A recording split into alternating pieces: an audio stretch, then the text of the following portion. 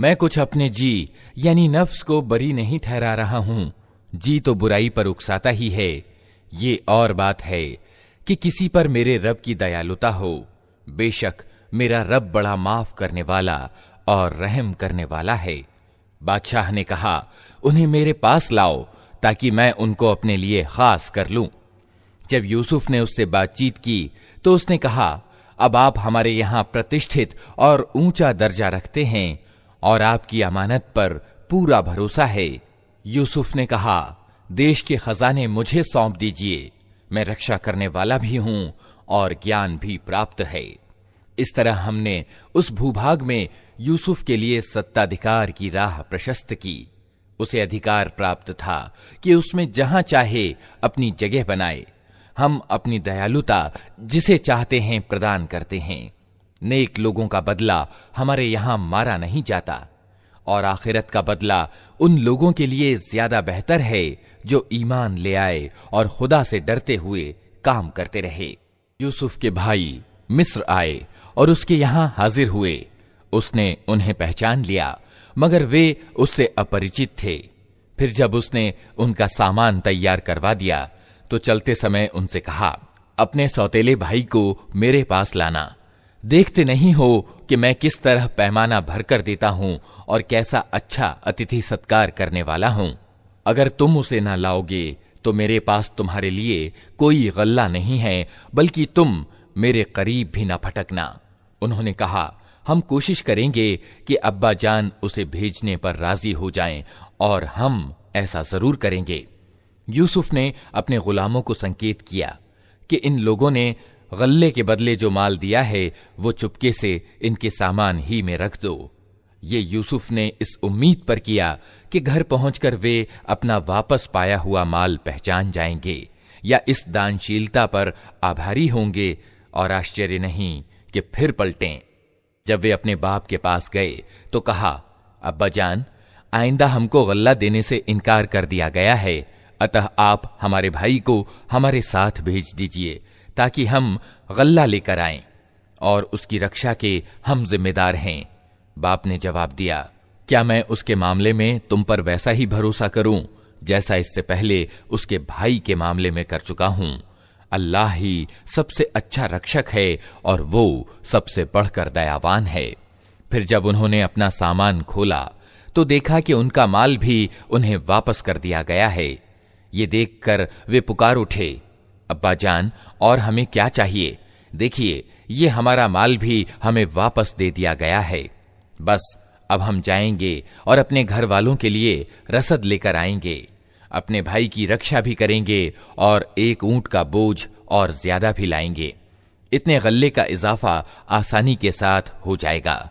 उनके बाप ने कहा, मैं इसको हरगिज तुम्हारे साथ न भेजूंगा जब तक कि तुम अल्लाह के नाम से मुझे पक्का वचन न दो कि उसे मेरे पास जरूर वापस लेकर आओगे। ये और बात है कि तुम घेर ही लिए जाओ। जब उन्होंने उसको अपने अपने वचन दे दिए तो उसने कहा, देखो, हम ये जो कुछ कह रहे हैं उसका अल्लाह निरीक्षक है। फिर उसने कहा, मेरे बच्चों, मिस्र की राजधानी में एक दरवाजे से दाखिल ना होना बल्कि विभिन्न दरवाजों से जाना, मगर मैं अल्लाह की इच्छा के विरुद्ध तुमको नहीं बचा सकता। आदेश उसके सिवा किसी का भी नहीं चलता, उसी पर मैंने भरोसा किया और जिसको भी भरोसा करना हो उसी पर करे। और हुआ भी यही कि जब वे अपने बाप के आदेश के अनुसार शहर में विभिन्न दरवाजों से दाखिल हुए तो उसका ये सावधानी का उपाय अल्लाह की इच्छा के मुकाबले में कुछ भी काम ना आ सका। हाँ, बस याकूब के दिल में जो एक खटक थी उसे दूर करने के लिए उसने अपनी सी कोशिश कर ली। बेशक वो हमारी दी हुई शिक्षा से ज्ञानवान था, मगर ज्यादातर लोग मामले की वास्तविकता को जानते नहीं हैं। ये लोग यूसुफ के पास पहुंचे तो उसने अपने भाई को अपने पास अलग बुला लिया और उसे बता दिया कि मैं तेरा वही भाई हूं जो खोया गया था। अब तू उन बातों का रंज ना कर जो ये लोग करते रहे हैं। जब यूसुफ उन भाइयों का सामान लदवाने लगा तो उसने अपने भाई के सामान में अपना प्याला रख दिया। फिर एक पुकारने वाले ने पुकार कर कहा, ऐ काफिले वालों, तुम लोग चोर हो। उन्होंने पलटकर पूछा, तुम्हारी क्या चीज खो गई? सरकारी कर्मचारियों ने कहा, बादशाह का पैमाना हमको नहीं मिलता। और उनके जमादार ने कहा, जो व्यक्ति लाकर देगा उसके लिए 1 ऊंट का बोझ इनाम है, इसका मैं जिम्मा लेता हूं। उन भाइयों ने कहा, अल्लाह की कसम, तुम लोग खूब जानते हो कि हम इस देश में बिगाड़ पैदा करने नहीं आए हैं और हम चोरियां करने वाले लोग नहीं हैं। उन्होंने कहा, अच्छा, अगर तुम्हारी बात झूठी निकली तो चोर की क्या सजा है? उन्होंने कहा, उसकी सजा, जिसके सामान में से चीज निकले वो खुद ही अपनी सजा में रख लिया जाए।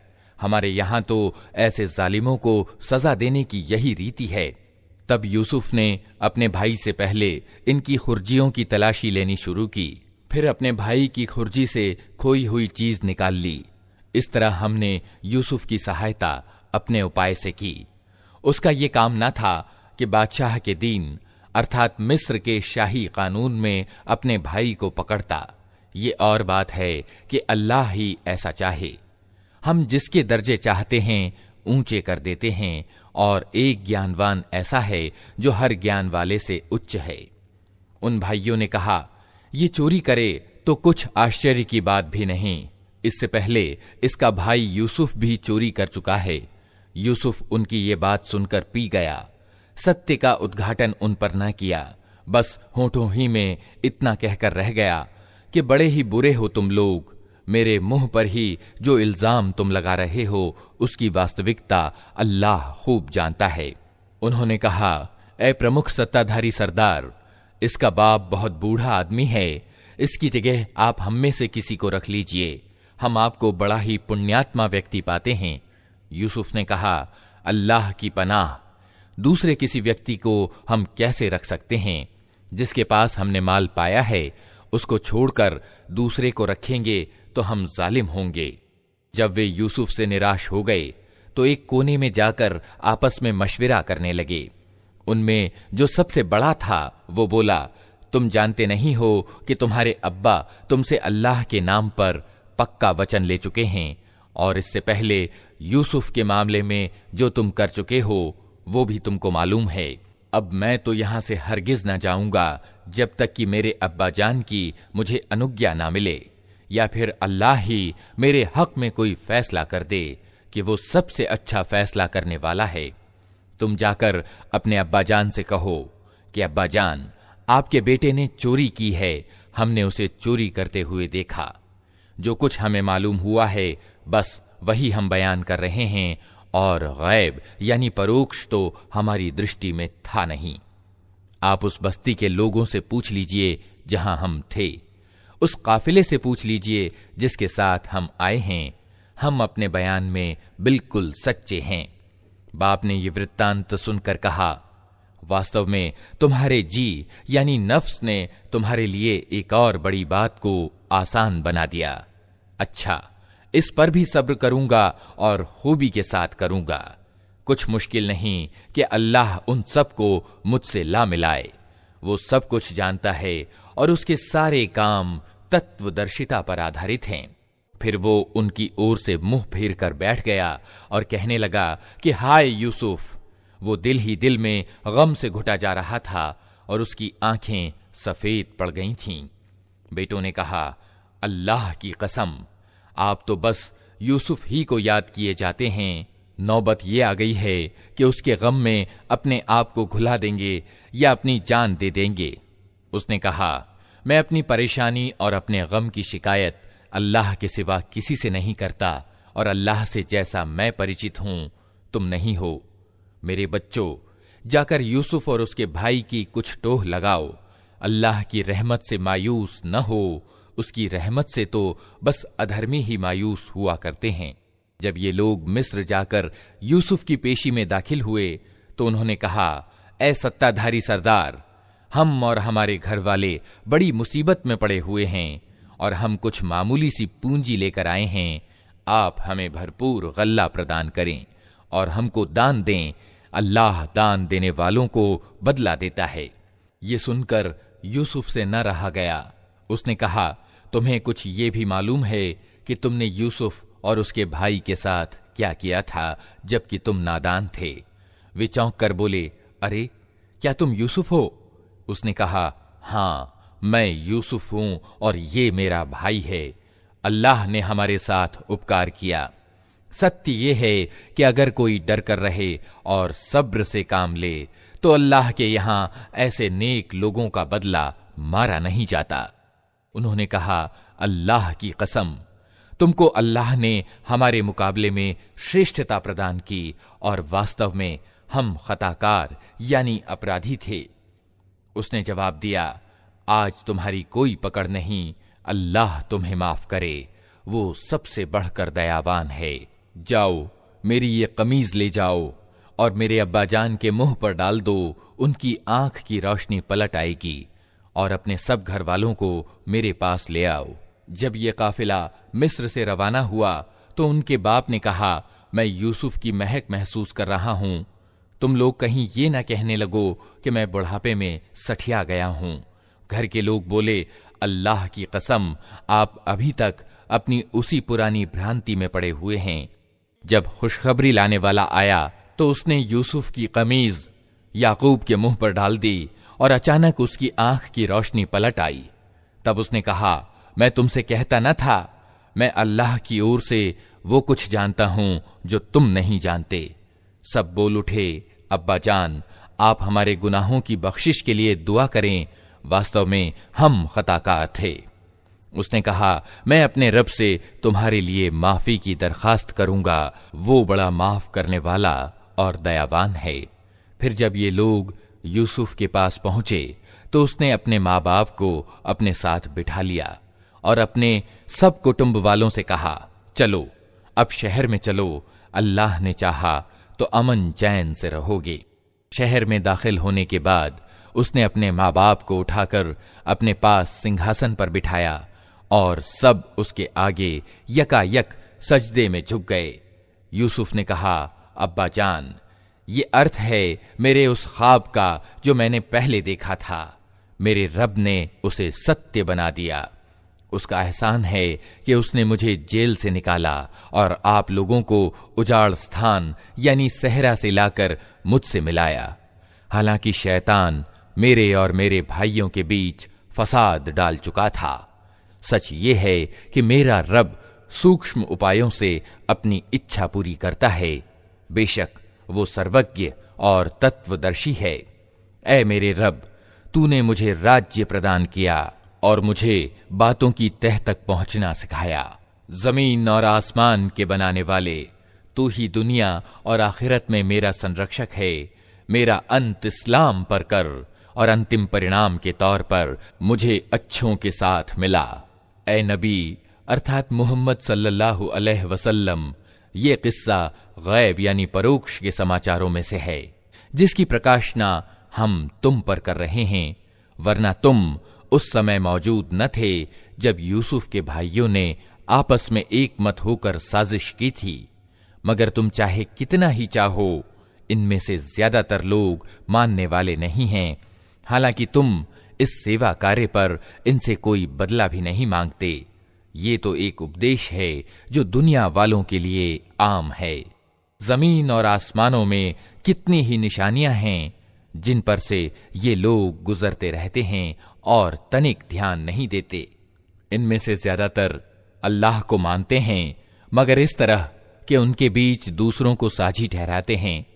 क्या ये निश्चिंत हैं कि अल्लाह के अजाब की कोई बला उन्हें दबोच न लेगी, या बेखबरी में क़यामत की घड़ी अचानक इन पर ना आ जाएगी? तुम इनसे साफ कह दो कि मेरा रास्ता तो ये है कि मैं अल्लाह की ओर बुलाता हूं। मैं खुद भी पूरे प्रकाश में अपना रास्ता देख रहा हूं और मेरे साथी भी, और अल्लाह पाक है और साझी ठहराने वालों से मेरा कोई नाता नहीं। ऐ नबी, तुमसे पहले हमने जो पैगंबर भेजे थे वे सब भी इंसान ही थे और इन्हीं बस्तियों के रहने वालों में से थे, और उन्हीं की ओर हम प्रकाशना भेजते रहे हैं।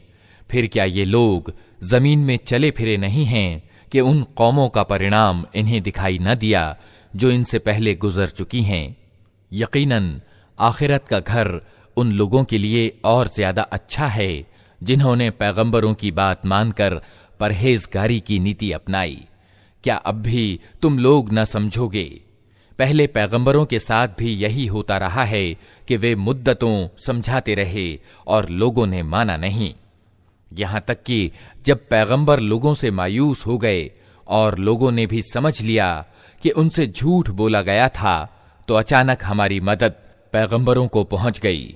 फिर जब ऐसा अवसर आ जाता है तो हमारा नियम यह है कि जिसे हम चाहते हैं बचा लेते हैं और अपराधियों पर से हमारा अजाब टाला ही नहीं जा सकता। पहले के लोगों के इन किस्सों में बुद्धि और चेतना वालों के लिए शिक्षाप्रद सामग्री है। ये जो कुछ कुरान में बयान किया जा रहा है, ये बनावटी बातें नहीं हैं, बल्कि जो किताबें इससे पहले आई हुई हैं उन्हीं की पुष्टि है और हर चीज का विस्तृत वर्णन, और ईमान लाने वालों के लिए मार्गदर्शन और दयालुता। अल्लाह के नाम से जो बड़ा ही मेहरबान और रहम करने वाला है। अलिफ लाम मीम रा। ये ईश्वरीय किताब की आयतें हैं और जो कुछ तुम्हारे रब की ओर से तुम पर उतारा गया है वो बिल्कुल सत्य है, मगर तुम्हारी कौम के ज्यादातर लोग मान नहीं रहे हैं। वो अल्लाह ही है जिसने आसमानों को ऐसे सहारों के बिना कायम किया जो तुमको नजर आते हों। फिर वो अपने राज सिंहासन पर विराजमान हुआ और उसने सूरज और चांद को एक नियम का पाबंद बनाया। इस सारी व्यवस्था की हर चीज एक निश्चित समय तक के लिए चल रही है और अल्लाह ही इस सारे काम का नियंत्रण कर रहा है। वो निशानियां खोल खोल कर बयान करता है, शायद कि तुम अपने रब से मिलन का विश्वास करो। और वही है जिसने ये जमीन फैला रखी है, इसमें पहाड़ों के खूंटे गाड़ रखे हैं और नदियां बहा दी हैं। उसी ने हर तरह के फलों के जोड़े पैदा किए हैं और वही दिन को रात से छिपाता है। इन सारी चीजों में बड़ी निशानियां हैं उन लोगों के लिए जो सोच विचार से काम लेते हैं। और देखो, जमीन में अलग अलग भूभाग पाए जाते हैं जो एक दूसरे से मिले हुए अवस्थित हैं। अंगूर के बाग हैं, खेतियां हैं, खजूर के पेड़ हैं जिनमें से कुछ इकहरे हैं और कुछ दोहरे। सबको एक ही पानी सिंचित करता है, मगर स्वाद में हम किसी को बहुत अच्छा बना देते हैं और किसी को उससे कम। इन सब चीजों में बहुत सी निशानियां हैं उन लोगों के लिए जो बुद्धि से काम लेते हैं। अब अगर तुम्हें आश्चर्य करना है तो आश्चर्य के योग्य लोगों का ये कथन है कि जब हम मरकर मिट्टी हो जाएंगे तो क्या हम नए सिरे से पैदा किए जाएंगे। ये वे लोग हैं जिन्होंने अपने रब के साथ इनकार की नीति अपनाई है। ये वे लोग हैं जिनकी गर्दनों में तौक पड़े हुए हैं। ये जहन्नमी हैं और जहन्नम में हमेशा रहेंगे। ये लोग भलाई से पहले बुराई के लिए जल्दी मचा रहे हैं, हालांकि इनसे पहले जो लोग इस नीति पर चले हैं उन पर खुदा के अजाब की शिक्षाप्रद मिसालें गुजर चुकी हैं। सच ये है कि तेरा रब लोगों की ज्यादतियों के बावजूद इनके साथ माफी से काम लेता है, और ये भी सत्य है कि तेरा रब सख्त सजा देने वाला है। ये लोग जिन्होंने तुम्हारी बात मानने से इनकार कर दिया है, कहते हैं कि इस व्यक्ति पर इसके रब की ओर से कोई निशानी क्यों ना उतरी। तुम तो सिर्फ सावधान करने वाले हो और हर कौम के लिए एक मार्गदर्शक है। अल्लाह एक एक गर्भवती के पेट को जानता है, जो कुछ उसमें बनता है उसे भी वो जानता है, और जो कुछ उसमें कमी या बेशी होती है उसकी भी उसे खबर रहती है। हर चीज के लिए उसके यहां एक मात्रा निश्चित है। वो छिपे और खुले हर चीज को जानता है। वो महान है और हर हाल में सर्वोच्च रहने वाला है। तुम में से कोई व्यक्ति चाहे जोर से बात करे या धीरे से, और कोई रात के अंधेरे में छिपा हुआ हो या दिन के उजाले में चल रहा हो, उसके लिए सब समान हैं। हर व्यक्ति के आगे और पीछे उसके नियुक्त किए हुए निरीक्षक लगे हुए हैं जो अल्लाह के आदेश से उसकी देखभाल कर रहे हैं। सच ये है कि अल्लाह किसी कौम की हालत को नहीं बदलता जब तक कि वह खुद अपने गुणों को नहीं बदल देती।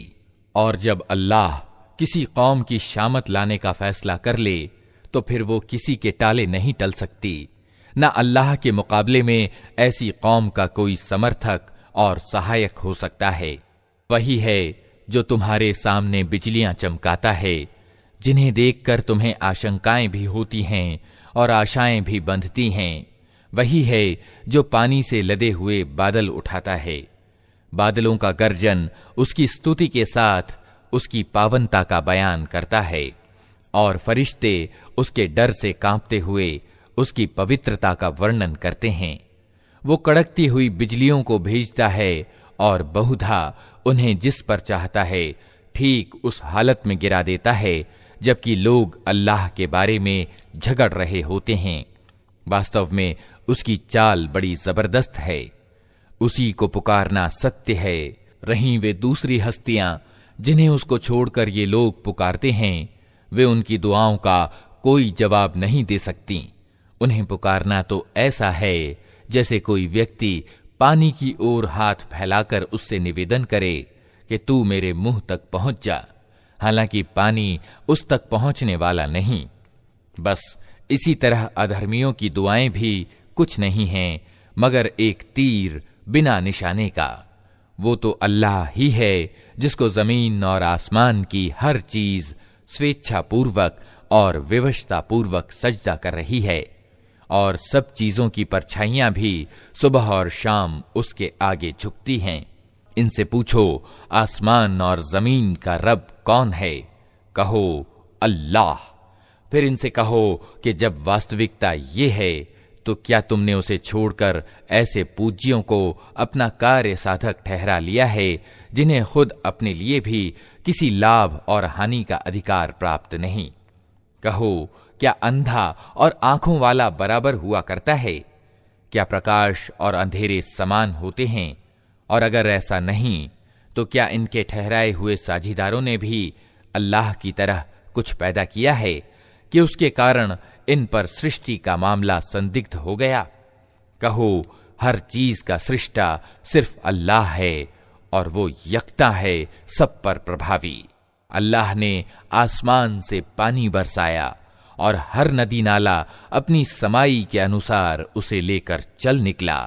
फिर जब बाढ़ आई तो ऊपर झाग भी आ गए और ऐसे ही झाग उन धातुओं पर भी उठते हैं जिन्हें जेवर और बर्तन आदि बनाने के लिए लोग पिघलाया करते हैं। इसी मिसाल से अल्लाह सत्य और असत्य के मामले को स्पष्ट करता है। जो झाग है वो उड़ जाया करता है और जो चीज इंसानों के लिए लाभदायक है वो जमीन में ठहर जाती है। इसी तरह अल्लाह मिसालों से अपनी बात समझाता है। जिन लोगों ने अपने रब का आमंत्रण स्वीकार कर लिया उनके लिए भलाई है, और जिन्होंने उसे स्वीकार न किया वे अगर धरती के सारे धन के भी मालिक हों और उतना ही और ले आएं तो वे अल्लाह की पकड़ से बचने के लिए उस सब को अर्थदंड यानी फिदिया के रूप में दे डालने पर तैयार हो जाएंगे। ये वे लोग हैं जिनसे बुरी तरह हिसाब लिया जाएगा और इनका ठिकाना जहन्नम है, बहुत ही बुरा ठिकाना। भला ये किस तरह संभव है कि वो व्यक्ति जो तुम्हारे रब के इस ग्रंथ को जो उसने तुम पर उतारा है सत्य जानता है और वो व्यक्ति जो इस वास्तविकता की ओर से अंधा है, दोनों समान हो जाएं?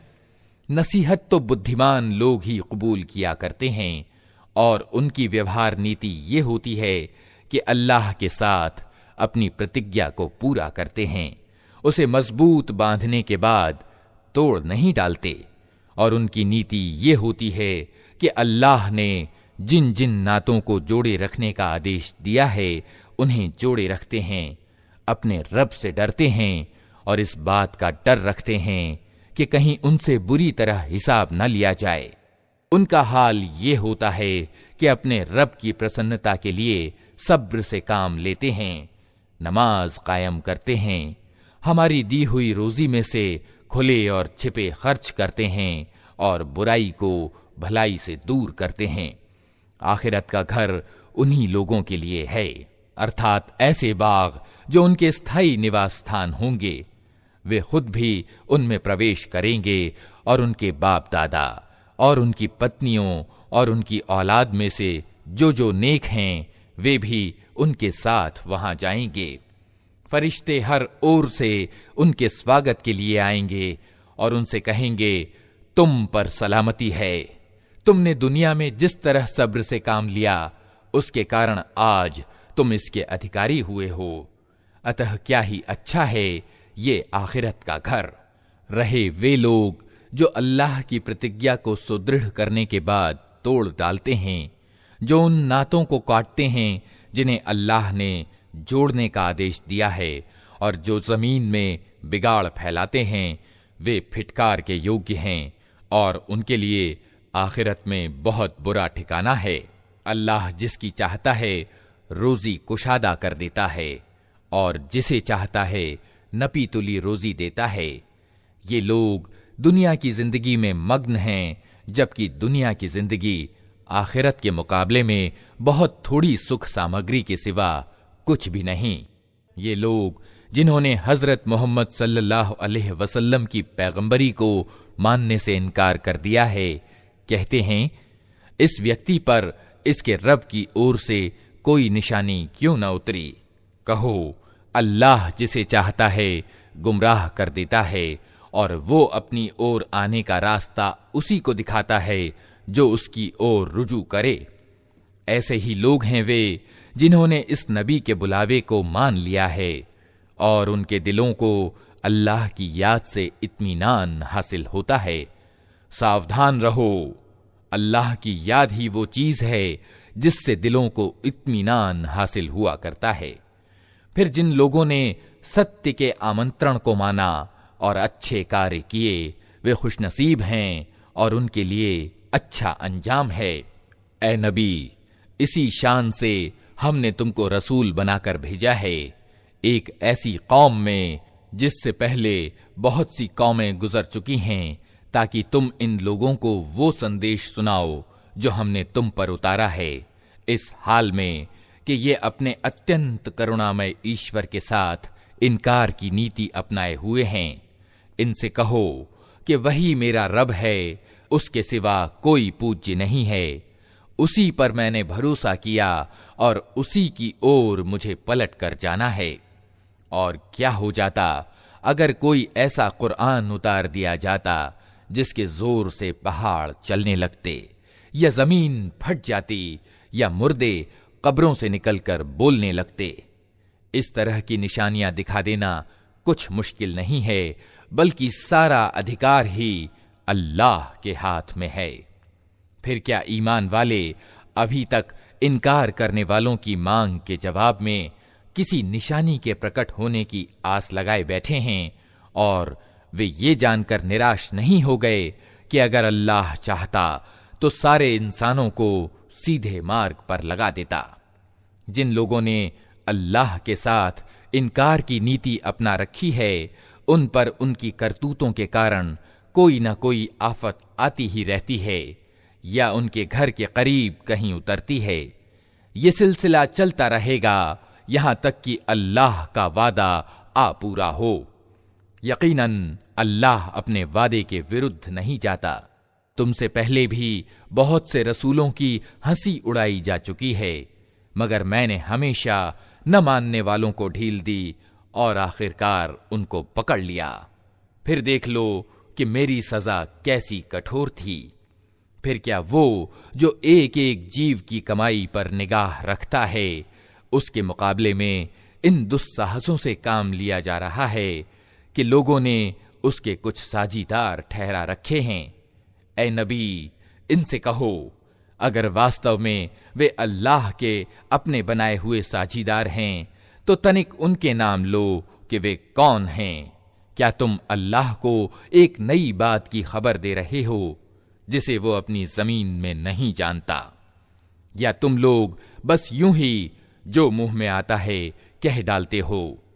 सच ये है कि जिन लोगों ने सत्य का आमंत्रण मानने से इनकार किया है, उनके लिए उनकी मक्कारियां खुशनुमा बना दी गई हैं और वे सीधे मार्ग से रोक दिए गए हैं।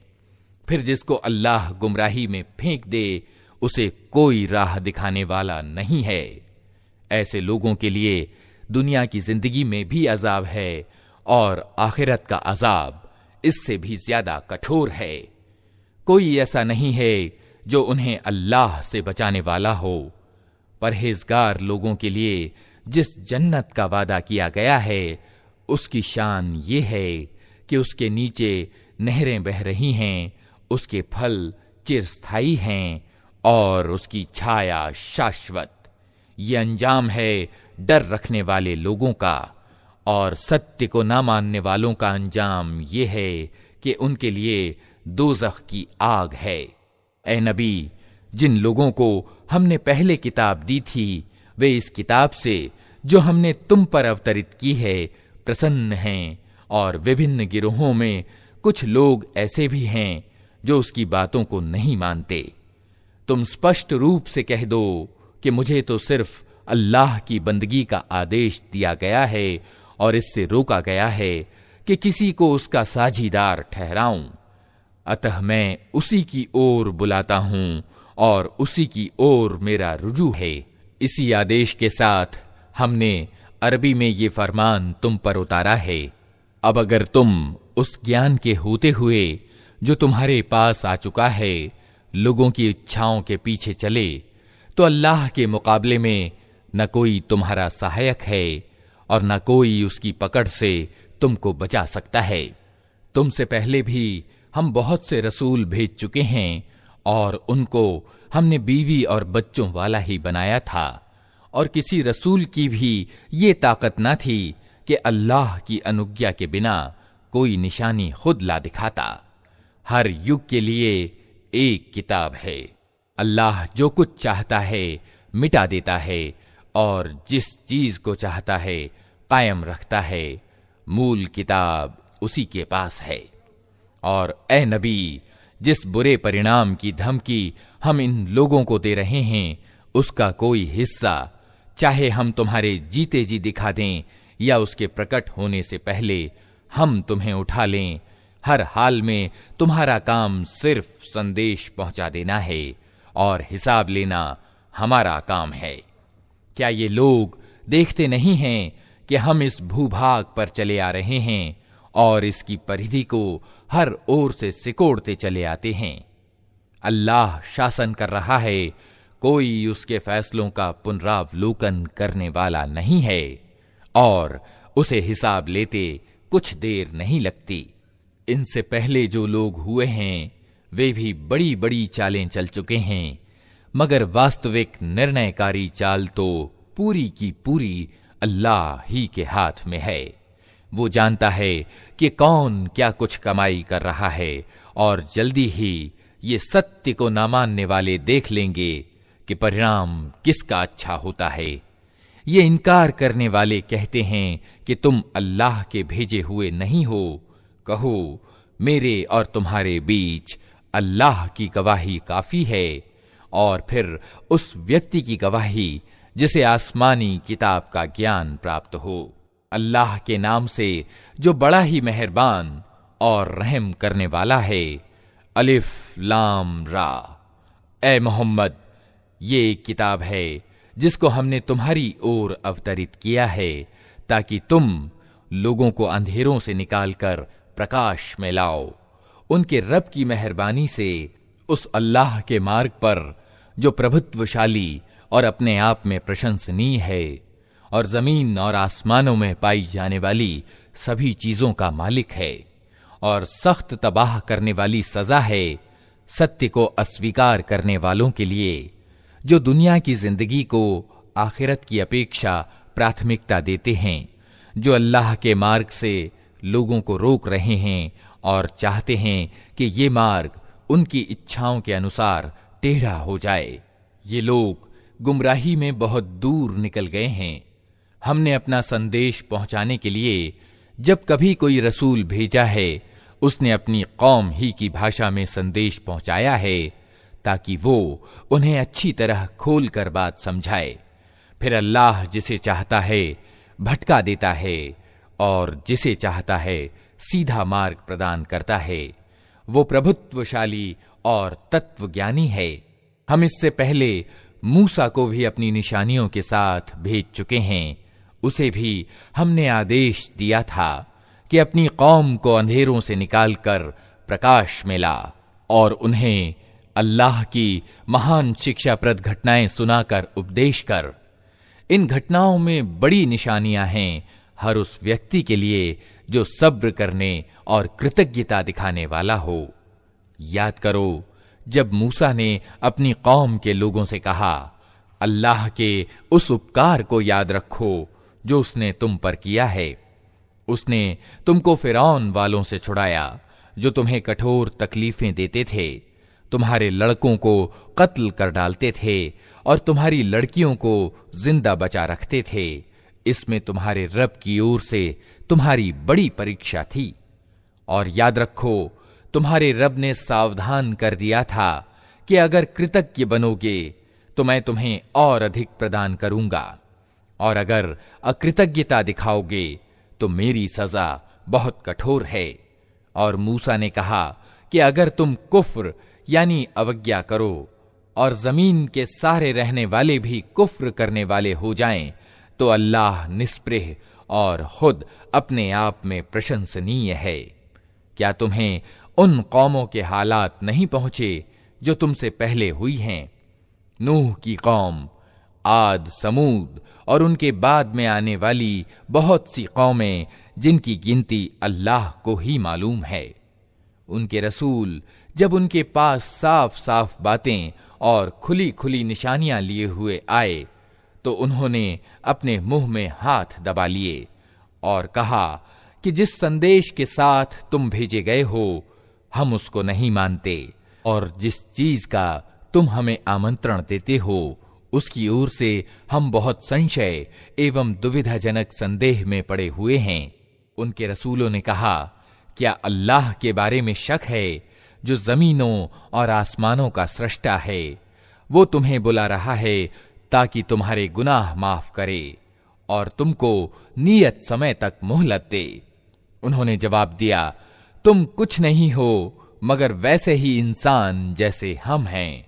तुम हमें उन हस्तियों की बंदगी से रोकना चाहते हो जिनकी बंदगी बाप दादा से होती चली आ रही है। अच्छा तो लाओ कोई स्पष्ट प्रमाण। उनके रसूलों ने उनसे कहा, वास्तव में हम कुछ नहीं हैं मगर तुम ही जैसे इंसान, लेकिन अल्लाह अपने बंदों में से जिसको चाहता है अपना कृपा पात्र बनाता है, और ये हमारे अधिकार में नहीं है कि तुम्हें कोई प्रमाण लाकर दें। प्रमाण तो अल्लाह ही की अनुज्ञा से आ सकता है और अल्लाह ही पर ईमान वालों को भरोसा करना चाहिए। और हम क्यों ना अल्लाह पर भरोसा करें जबकि हमारी जिंदगी की राहों में उसने हमारा पथ प्रदर्शन किया है। जो तकलीफें तुम लोग हमें दे रहे हो उन पर हम सब्र से काम लेंगे, और भरोसा करने वालों का भरोसा अल्लाह ही पर होना चाहिए। आखिरकार इनकार करने वालों ने अपने रसूलों से कह दिया कि या तो तुम्हें हमारे पंथ में लौट आना होगा वरना हम तुम्हें अपने देश से निकाल देंगे। तब उनके रब ने उनकी ओर प्रकाशना यानी वही की कि हम इन जालिमों को तबाह कर देंगे और उनके बाद तुम्हें जमीन में बसाएंगे। ये इनाम है उसका जो मेरे सामने जवाबदेही का डर रखता हो और मेरी चेतावनी से डरता हो।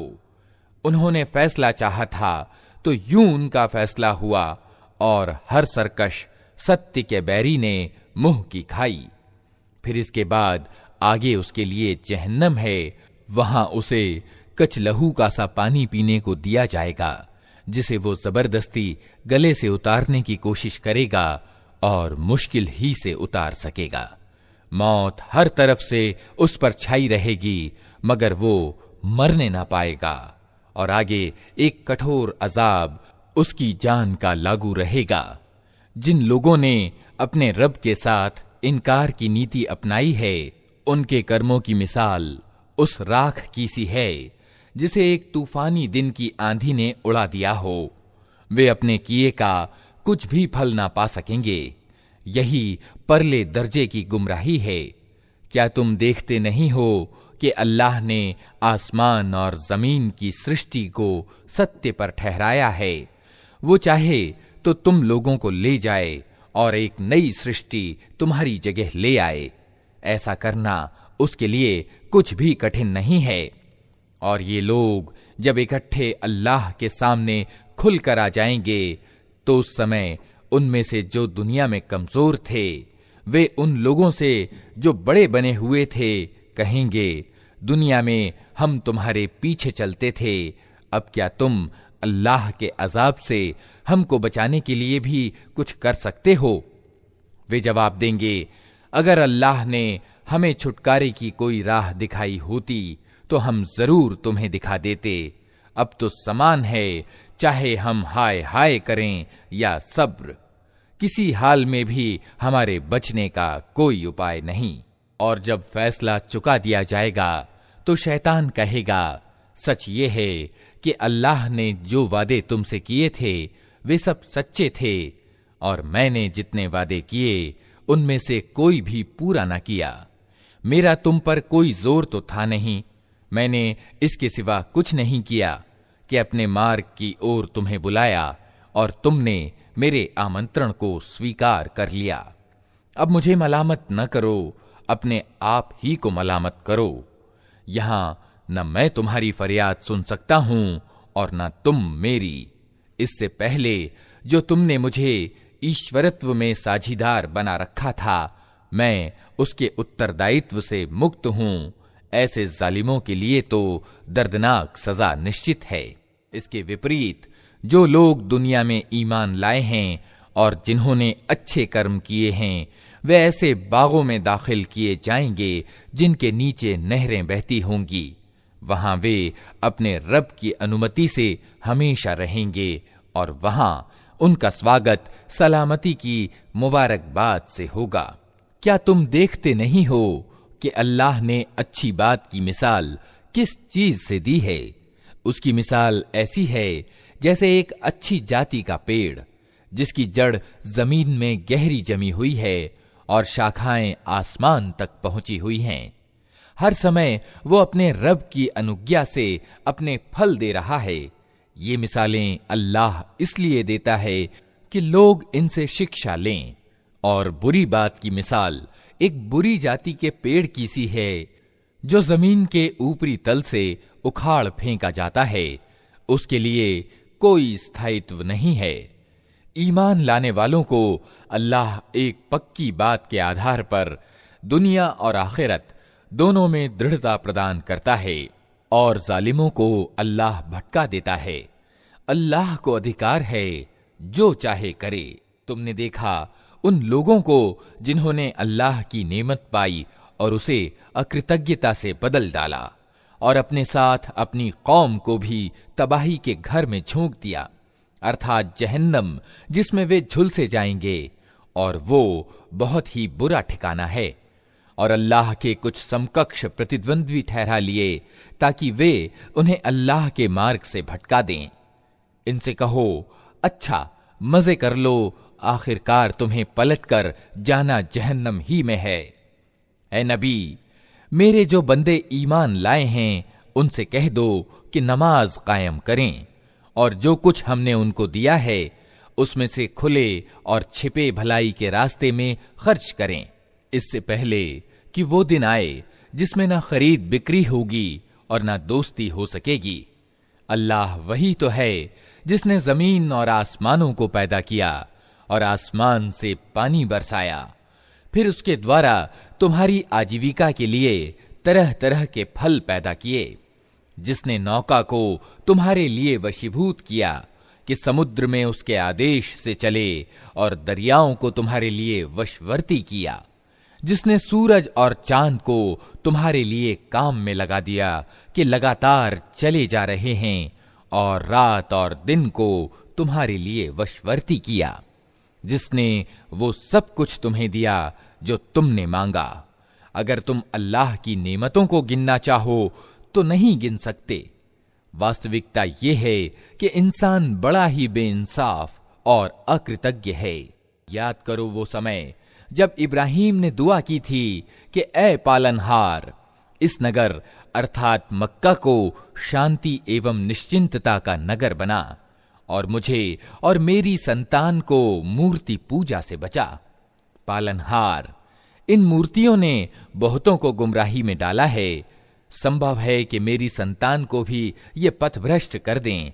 अतः उनमें से जो मेरे तरीके पर चले वो मेरा है, और जो मेरे विरुद्ध तरीका अपनाए तो यकीनन तू माफ करने वाला और दयावान है।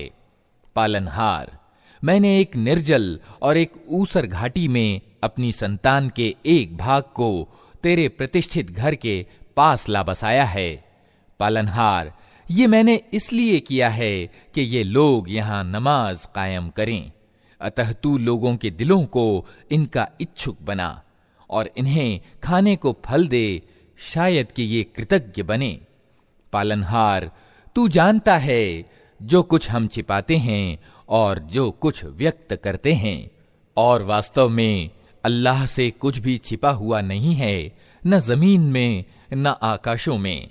शुक्र है उस अल्लाह का जिसने मुझे इस बुढ़ापे में इस्माइल और इसहाक जैसे बेटे प्रदान किए। सच ये है कि मेरा रब जरूर दुआ सुनता है।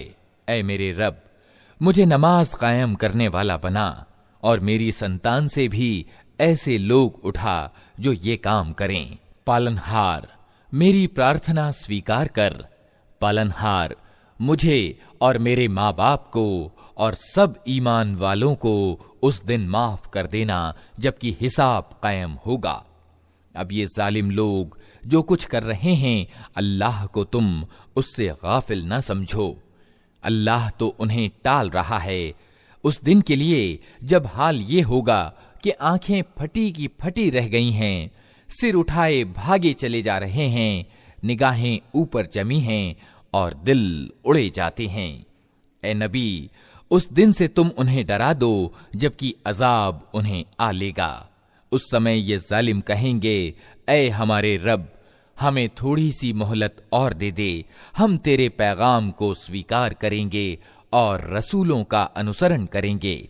मगर उन्हें साफ जवाब दिया जाएगा कि क्या तुम वही लोग नहीं हो जो इससे पहले कस्में खा खा कर कहते थे कि हमारा पतन तो कभी होने का नहीं है।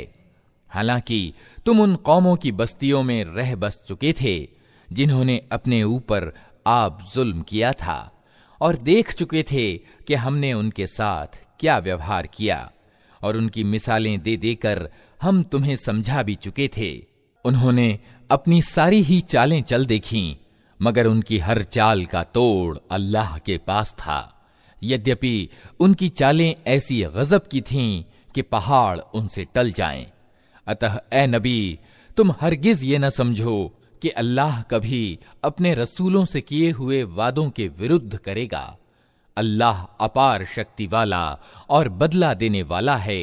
डराओ इन्हें उस दिन से जबकि जमीन और आसमान बदलकर कुछ से कुछ कर दिए जाएंगे और सब के सब खुलकर अल्लाह के सामने उपस्थित हो जाएंगे जो अकेला और प्रभुत्वशाली है।